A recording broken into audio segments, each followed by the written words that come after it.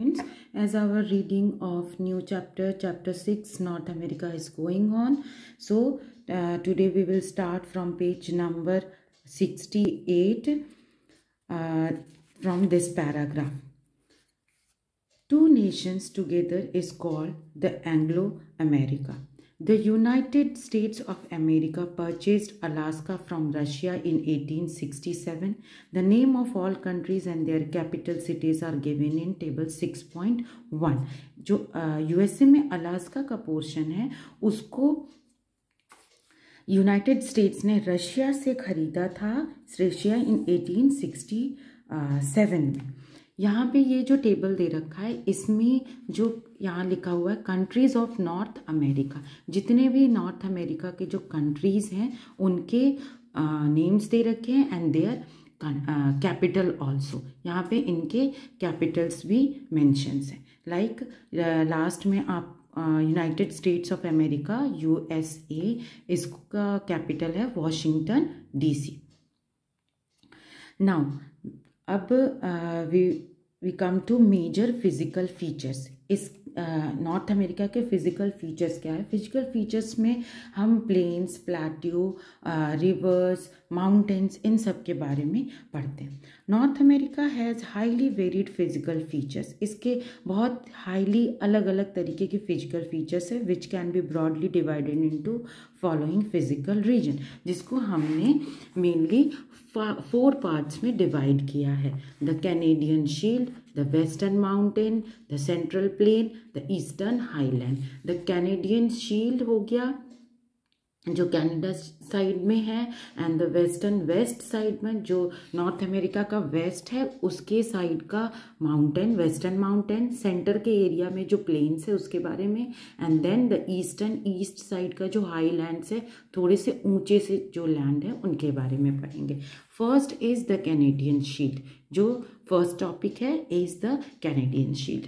ये है इसका फिजिकल मैप नॉर्थ अमेरिका का। आप अपने बुक में देख सकते हो, everything is given in this. जो भी आप पढ़ोगे वो सारा इसमें दिया हुआ है। कैनेडियन शील्ड यहाँ पे आ रहा है, इस साइड पे ये वेस्टर्न साइड हो गया, ये ईस्टर्न साइड हो गया, this is the north part and this is the south part, और ये बीच में प्लेन एरिया हो गया। प्लेन्स, सेंट्रल प्लेन्स यहाँ पे आएगा, यहाँ पे ये सेंट्रल प्लेन्स आएंगे। Now come to the Canadian Shield. The Canadian Shield, also known as the Laurentia Plateau, is around the Hudson Bay in north part of the North America. Canadian Shield का जो area है वो mainly north part में है। ये कहाँ पे है? लॉरेंशिया प्लेटू के पास में है। कैनेडियन शील्ड को हम और क्या कहते हैं? Laurentia plateau. Canadian shield is also known as Laurentia plateau. आप इसको अंडरलाइन कर लेना। नॉर्थ पार्ट में है अमेरिका के। It occupies about half of the total land area of Canada. ये जैसे लास्ट मैप में आपने देखा था कि ये Canada, then USA, then Mexico, और यहाँ पे अलास्का पार्ट में डिवाइडेड है। तो ये जो कैनेडियन शील्ड है ये कनाडा का मैक्सिमम हाफ पार्ट जो है वो कवर करता है। It occupies about half of the total area of Canada.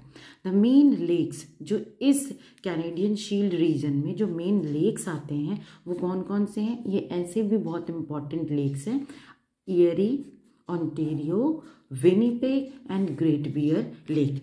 ये सारे लेक्स आपको यहाँ पे दिख जाएंगे। लाइक एक एग्जाम्पल मैं दिखाती हूँ। यहाँ पे ग्रेट बियर लेक एंड यहाँ पे एरी है। ये ऐसे दिखाई नहीं पड़ेगा, आप अपने बुक्स में देखोगे, then you can see these lakes.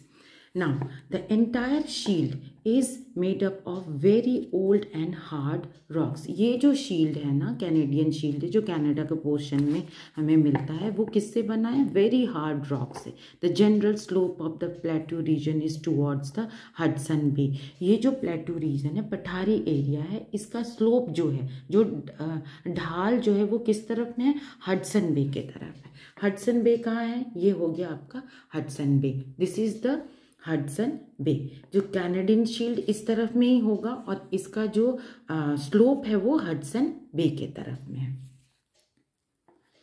The region was under a thick sheet of ice during the ice age. Ice age के टाइम पे ये जो रीजन था इसमें बहुत ही थिक लेयर ऑफ आइस जमे हुए थे। After glaciation many lakes have been, glaciation के बाद, पिघलने के बाद बहुत सारे लेक्स का फॉर्मेशन हुआ। जब ये आइस जो है वो पिघले तो वो लेक्स के तरह फॉर्म हो गए, specially along the western and southern edge, जो वेस्टर्न और साउथर्न एज है उसमें।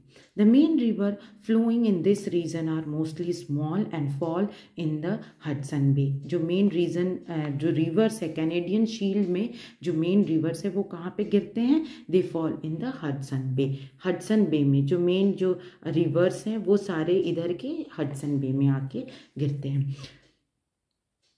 The important physical feature in this region is Niagara Fall. सबसे important physical feature is what? Niagara Fall, which located between Ontario and Erie Lakes. ये कहाँ पे मिलता है? Ontario and Erie Lakes में मिलता है। ये यहाँ पे है, you can see this Niagara Fall and ये Erie Lake है, this is Ontario Lake। ये दो लेक के बीच में ये है।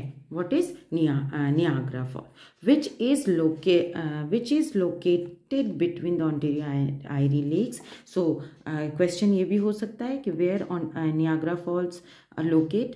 तो Ontario and Erie Lakes. The significance of this region is due to rich deposit of minerals. इस रीजन को मेनली किस लिए जाना जाता है? रिच डिपॉजिट ऑफ मिनरल्स, क्योंकि यहाँ पे मिनरल्स बहुत ज़्यादा मात्रा में पाए जाते हैं। Second one is western mountains. इन चार्ट में अब we come to the second part, that is western mountain. ये जो वेस्ट नॉर्थ अमेरिका का ये वेस्ट पार्ट है, तो इस साइड में आप ब्राउन शेडेड ये देख रहे हैं, ये दीज ऑल आर माउंटेन्स, तो उनके बारे में पढ़ेंगे हम, western mountains. The western mountains have many parallel ranges which are about 6005 kilometre long. इसका रेंज का क्या लेंथ है? लॉन्ग है 6005 किलोमीटर। ये 6500 किलोमीटर है। The chain of the parallel mountain ranges is also called the Cordillera.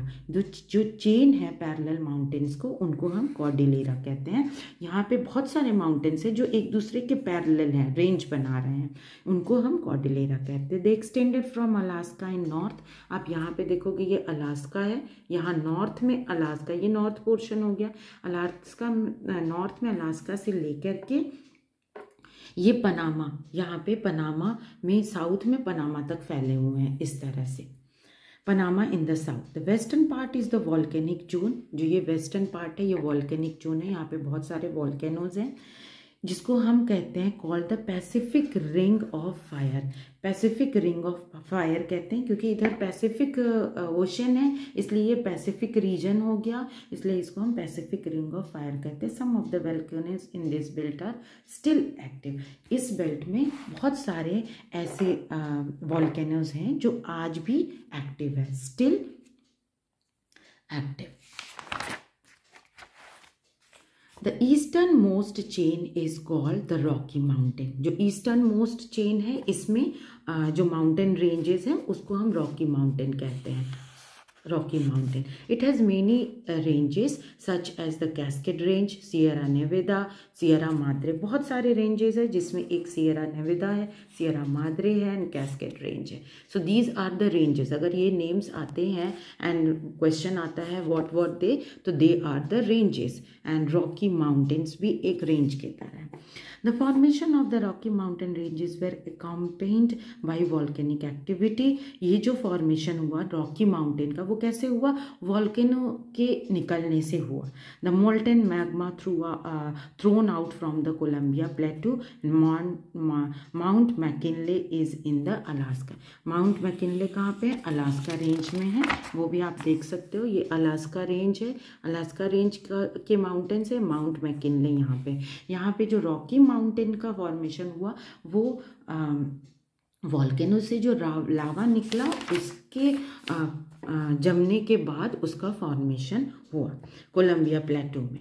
Now The western part of the western mountain have many river gaps. The western part में जो mountains है उसमें बहुत सारे rivers के gap है.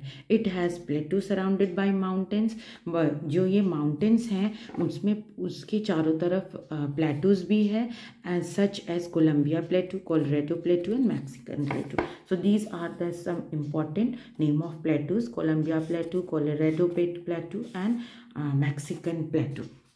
जो माउंटेन्स है वो प्लेटू से भी घिरे हुए हैं, जो ये सारे हैं, और उन माउंटेन्स के बीच में गैप्स है जिसमें से रिवर फ्लो करती है. Some river now river Colorado has cut the Colorado plateau and created the grand canyon. यहाँ जो हमने कोलोराडो प्लेटू पढ़ा उसको कौन सा रिवर कट कर रहा है? कोलोराडो रिवर ही उसको river Colorado cut the Colorado Plateau and created the Grand Canyon. और क्या बना दिया?